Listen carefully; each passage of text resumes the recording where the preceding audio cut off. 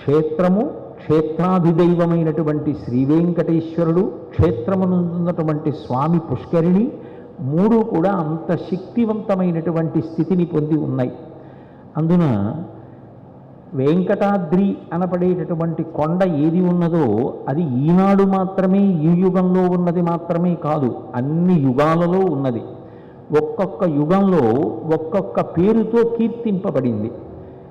కృతే వృషాద్రిం వక్ష్యంతి త్రేతాయాం అంజనాచలం, ద్వాపరే శేషశైలీతి కలౌ శ్రీవేంకటాచలం, నామాని యుగభేదేన శైలాస్తాస్య భవంతి అంటారు. అది అన్ని యుగాలలోనూ ఉన్నటువంటి కొండ. దాని ప్రాచీనత్వమును నిరూపణం చేయడానికి ఇప్పటికీ కూడా శిలాతోరణాన్ని ఆధారం చేసుకుని చెప్తూ ఉంటారు.